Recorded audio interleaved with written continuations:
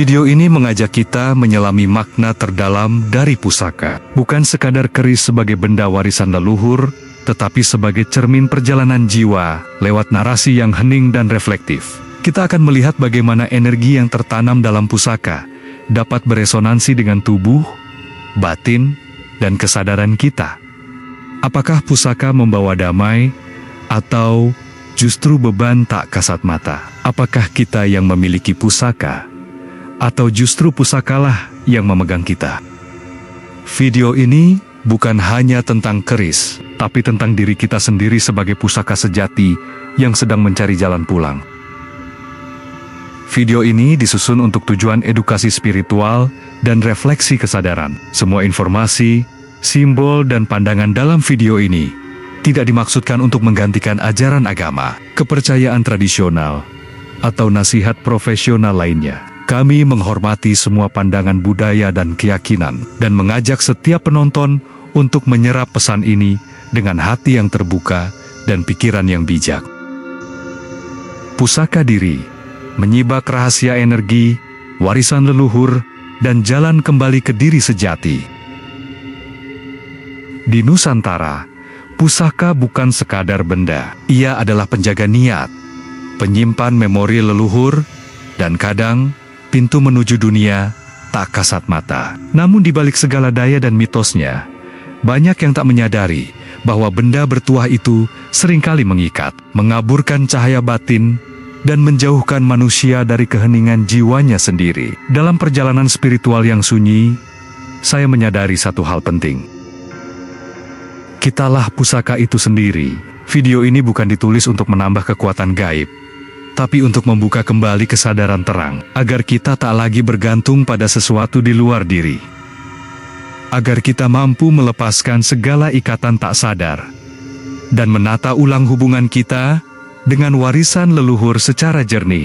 Bagi siapapun yang merasa terhubung dengan keris, batu, tombak, warisan tua, atau benda bertuah apapun, video ini adalah cermin dan jembatan. Semoga ia membawa cahaya ke dalam pusaka terdalam jiwamu sendiri. Apa itu pusaka? Dalam tradisi Nusantara, pusaka bukan sekedar benda tua yang diwariskan dari generasi ke generasi. Ia adalah jejak niat, energi, doa, bahkan kontrak batin yang mengendap di balik bentuk fisiknya. Dalam satu keris, bisa tersembunyi lebih banyak peristiwa daripada yang dapat ditulis dalam buku sejarah. Namun pusaka, seperti juga manusia, punya dua sisi, lahir dan batin, dan hanya sedikit yang memahami keduanya dengan utuh. Pertama, pusaka sebagai warisan lahiriah. Pusaka secara lahir adalah benda yang diwariskan, baik secara turun-temurun maupun melalui penyerahan khusus. Dibuat dengan ketelitian tinggi oleh empu atau leluhur, menggunakan bahan pilihan. Dengan ritual dan tirakat, seringkali berupa keris, tombak, batu, cincin, jimat, kitab tua, kain, atau bahkan benda rumah tangga tertentu. Secara fisik, ia adalah karya seni, hasil budaya tinggi, dan simbol peradaban. Tapi, bentuk luar hanyalah gerbang. Esensi pusaka terletak di balik bentuknya. Kedua, pusaka sebagai penjaga energi dan niat. Setiap pusaka dibuat dengan niat tertentu, dan niat itu tinggal bersama benda tersebut. Contohnya, keris dibuat untuk perlindungan, membawa medan energi penjagaan. Batu diruat untuk pengasihan, membawa medan energi menarik simpati. Cincin dimantrai untuk harisma, membawa aura pengaruh terhadap sekitar. Niat inilah yang menyelimuti pusaka, seperti aroma yang tidak bisa dilihat tapi terasa oleh jiwa yang peka. Ketiga, pusaka hidup. Energi yang masih aktif. Sebagian pusaka bersifat aktif, masih memancarkan getaran panas, dingin, tolakan, tarikan, atau tekanan pada tubuh orang tertentu. Batin yang peka bisa langsung merasa seperti diawasi, ditekan, atau justru diberi tenaga saat dekat dengannya. Inilah yang disebut pusaka hidup. Bukan karena benda itu bernyawa, tapi karena energi niat, dan entitas yang terkait dengannya masih bekerja, dan tanpa disadari, pusaka seperti ini bisa memengaruhi batin pemiliknya. Menyuntikkan bisikan, mengubah emosi, membuka gerbang batin kepada dunia tak kasat mata. Keempat, bahaya ketidaktahuan. Benda kecil, energi besar. Banyak orang menyimpan pusaka sebagai koleksi antik, warisan, keluarga, simbol kekuasaan, atau pelindung gaib. Tapi mereka lupa bertanya, niat siapa yang tersimpan di dalamnya? Apakah aku hanya pewaris benda, atau juga kontraknya? Tanpa kesadaran, seseorang bisa terhubung dengan energi lama yang tidak ia mengerti, terikat oleh kontrak gaib yang dibuat oleh leluhur atau empu, menjadi pembawa energi yang menyesatkan, bukan melindungi. Kelima, pusaka sejati.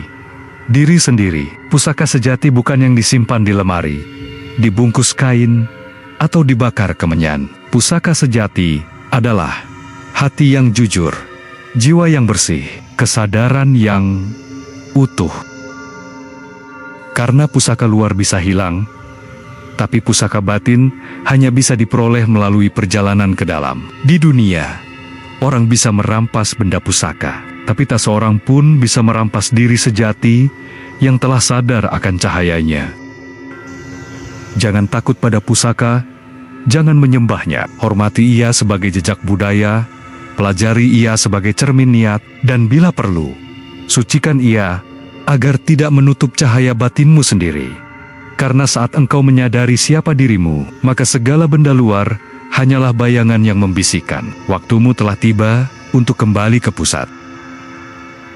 Sejarah energi pusaka Nusantara. Pusaka dalam tradisi Nusantara bukan sekadar benda warisan, tetapi hasil penyatuan antara karya seni, spiritualitas, dan politik kekuasaan. Ia menjadi simbol, bukan hanya kebesaran leluhur, tetapi juga relasi antara manusia dan kekuatan tak kasat mata. Pertama dari empu ke raja. Pusaka sebagai legitimasi. Dalam masa kerajaan, seorang raja seringkali tidak dianggap sah jika belum memiliki pusaka tertentu. Pusaka menjadi simbol kekuasaan, penghubung dengan leluhur gaib, perwujudan izin ilahi. Secara budaya, seorang empu bukan hanya pandai logam, tetapi penyatu dunia kasat mata dan gaib. Ia menempah bukan hanya besi, tapi juga niat, mantra, dan jiwa. Kedua, tirakat, mantra, dan tumbal. Pembuatan pusaka dahulu sering melalui puasa, tapa, semedi, laku prihatin, penggunaan tanah dari tempat keramat, air dari 7 sumber, atau asap dupa dari rempah pilihan.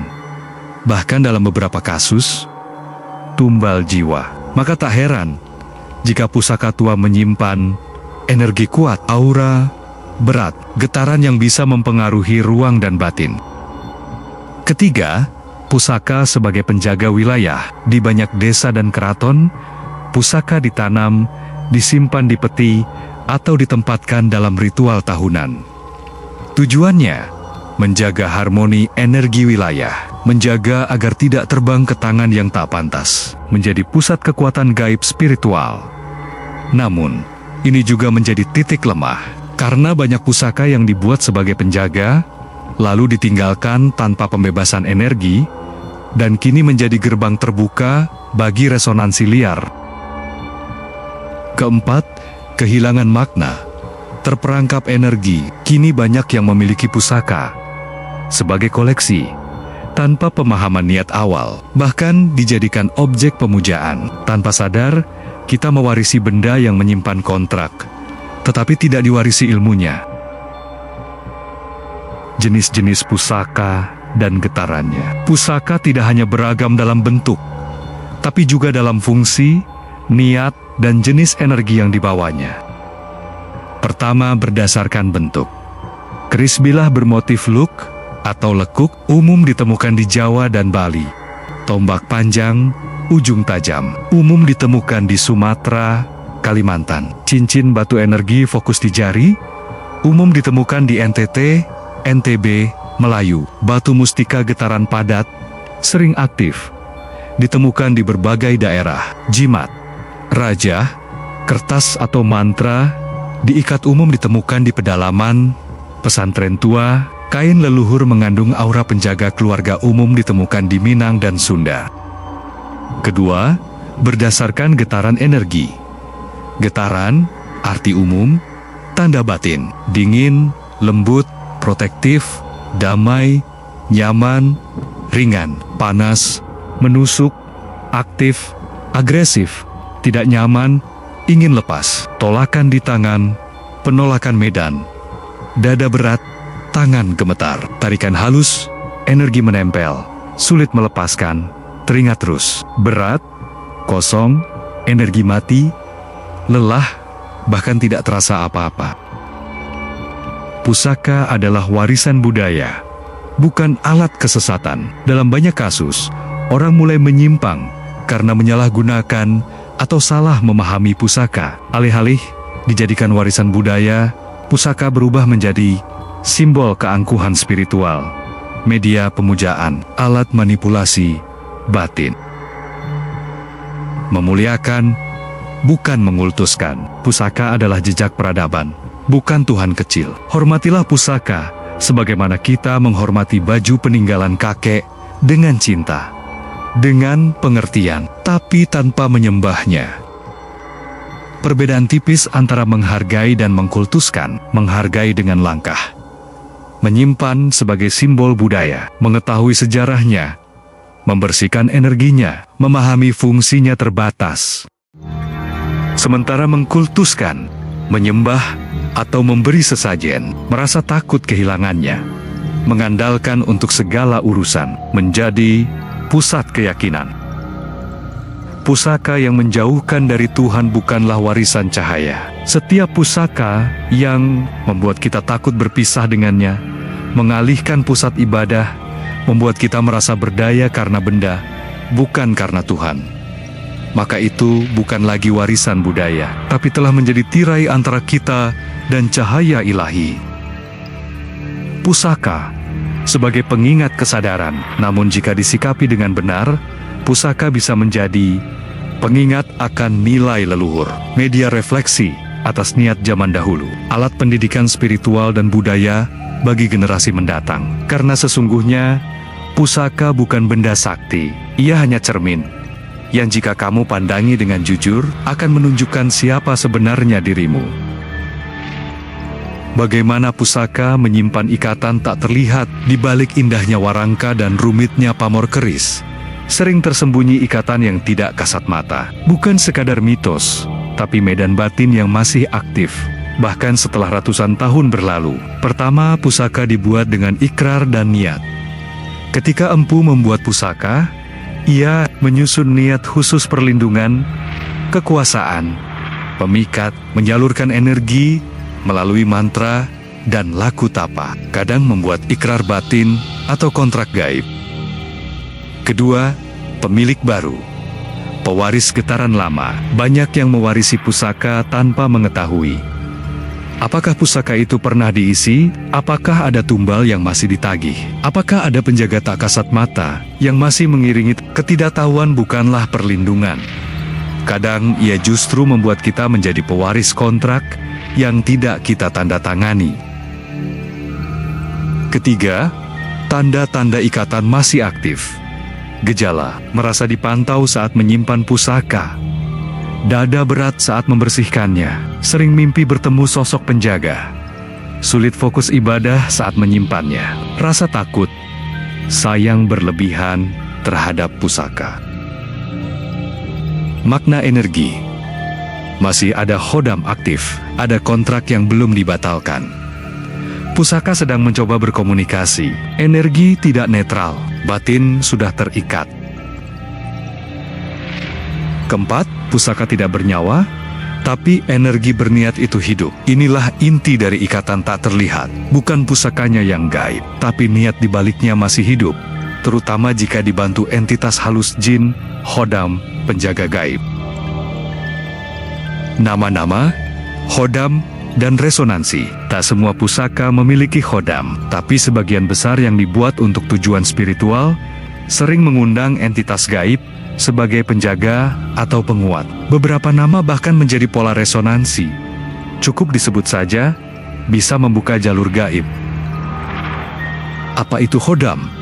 Khodam berarti pelayan atau penjaga. Dalam konteks pusaka, ia adalah entitas halus yang ditempatkan atau datang karena tertarik pada niat. Ia bisa jin muslim, kafir, netral, atau energi non-fisik lain. Khodam hidup dari perhatian, ketakutan, dan pengakuan pemiliknya. Nama bukan sekadar nama. Ada nama-nama tertentu yang jika disebut, membuka resonansi getaran, mengundang hadirnya medan energi dari golongan jin. Mengaktifkan perjanjian diam-diam, menyebut nama seperti Alif Lamaun, Karin, Malik, Harun, dan lain-lain, tanpa kesadaran bisa mengaktifkan medan lama. Energi masuk lewat resonansi. Energi tidak selalu masuk melalui tubuh, tapi melalui bukaan batin dan getaran suara.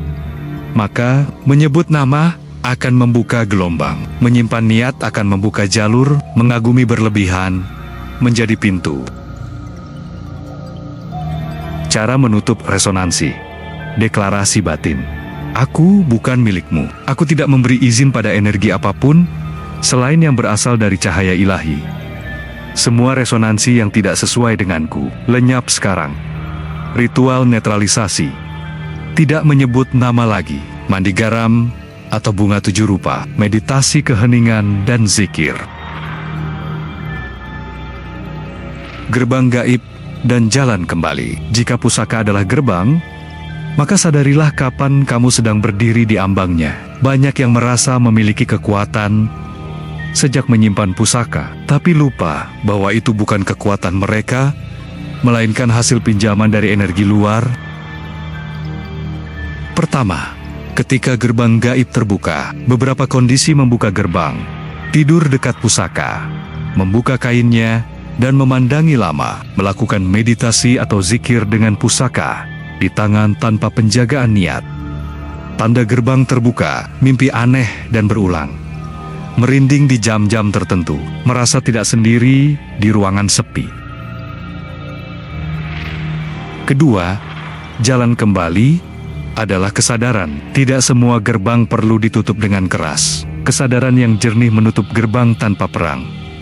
Langkah-langkah. Akui bahwa ada gerbang terbuka. Nyatakan niat batin untuk kembali kepada pusat dirimu. Lakukan puasa, meditasi, dan pernyataan lepas kontrak. Ketiga, ritual pengembalian. Kamu bisa ucapkan ini di depan pusaka. Wahai energi yang ada padamu, jika engkau bukan berasal dari cahaya Tuhan, maka aku kembalikan engkau ke asalmu. Aku bukan bagian dari kontrak apapun. Aku menutup semua jalur yang tidak aku buat dengan sadar. Terima kasih. Pulanglah. Keempat, menjaga tanpa terikat. Kamu bisa menyimpan pusaka tanpa menjadi budaknya. Bisa menghormati tanpa diseret energinya, dan bisa menjadikan pusaka sebagai media pengingat leluhur, bukan penjaga nasib. Kesadaranmu adalah gerbang yang sebenarnya, dan pusaka tidak bisa menguasai siapapun yang telah kembali ke pusat jiwanya. Doa dan mantra penetral pusaka. Energi terbentuk oleh niat dan getaran. Maka doa dan kata-kata yang diucapkan dengan sungguh-sungguh bisa menghapus kontrak batin lama, melepas ikatan jin atau khodam, menetralisir resonansi yang tidak selaras. Pertama, doa penetral energi lama. Ya Tuhan yang Maha Murni, aku kembali kepadamu sebagai pusat cahaya segala sesuatu. Bila ada energi yang bukan bagian dari kehendak-Mu, aku mohon pisahkan ia dari pusaka ini dan dari diriku. Bila ada kontrak yang tidak aku buat, dan tutuplah jalannya. Aku berserah dalam cahaya-Mu. Aku pemilik sah tubuh dan kesadaranku. Kedua, deklarasi melepas kontrak gaib. Deklarasi ini bisa dibaca dengan lantang, sebaiknya setelah meditasi atau zikir. Dengan kesadaran penuh, aku membatalkan segala perjanjian, kontrak, atau ikatan energi apapun yang pernah dilakukan terhadap pusaka ini, baik olehku, leluhurku, maupun siapapun, yang tidak selaras dengan cahaya dan cinta Tuhan. Segala energi yang tidak aku izinkan, keluar sekarang.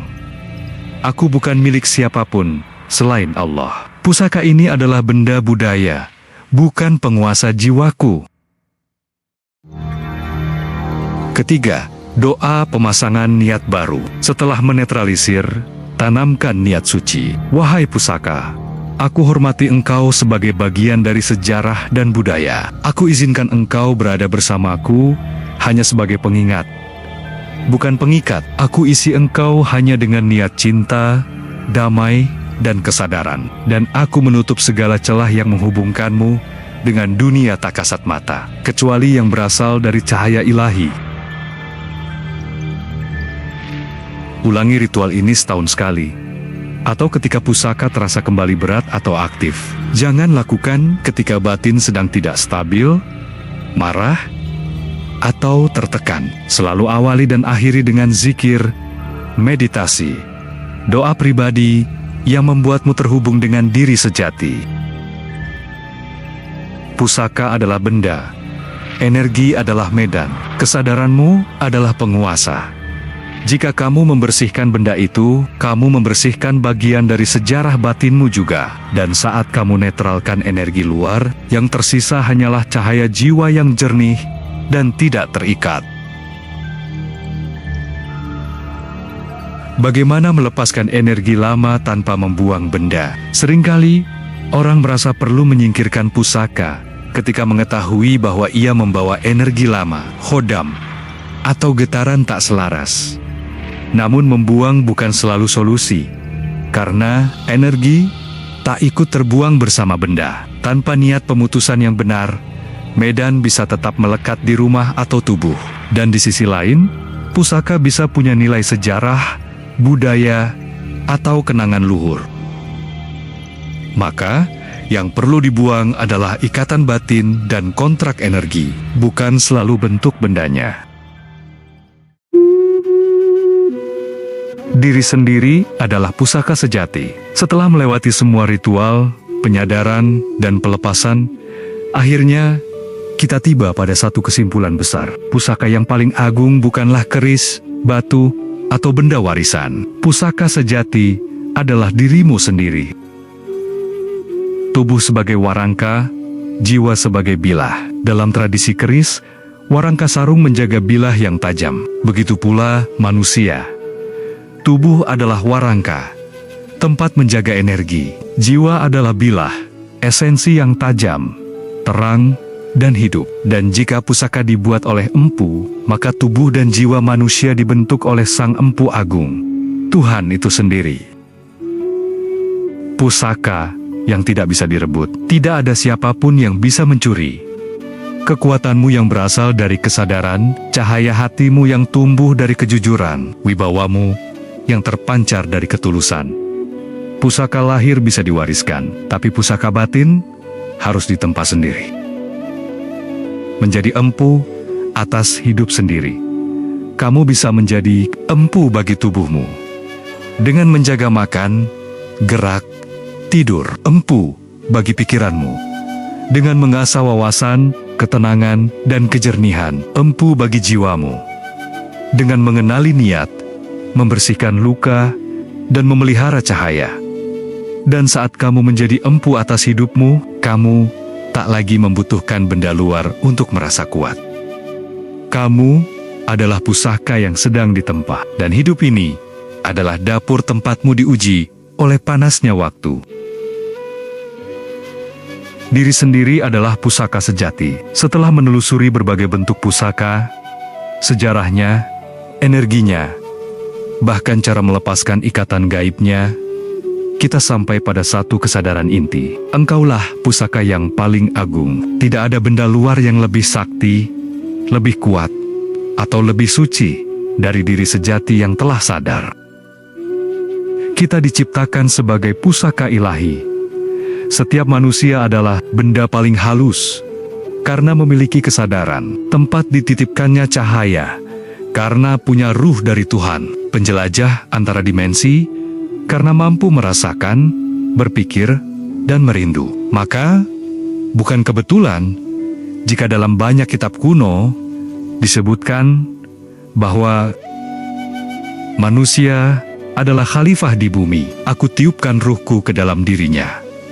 Barang siapa mengenal dirinya, ia mengenal Tuhannya. Itulah kalimat kaligrafi dari langit yang menyadarkan engkau bukan sembarang makhluk. Engkau pusaka Tuhan sendiri.